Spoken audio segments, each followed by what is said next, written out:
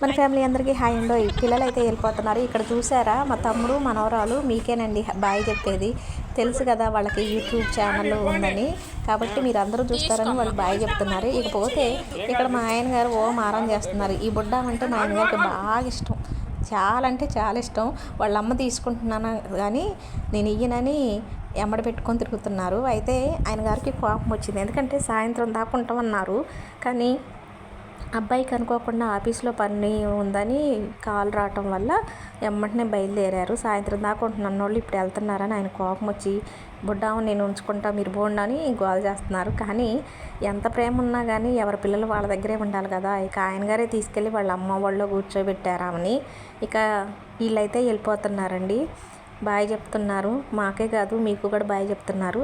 ఇక వాళ్ళ వెళ్ళారు. ఆయన గారిని అడిగాను, అమ్మ వాళ్ళ ఇంటికి పోదాం అనుకుంటున్నానంటే నాకైతే పని ఉంది సార్, నేను దింపొస్తాలే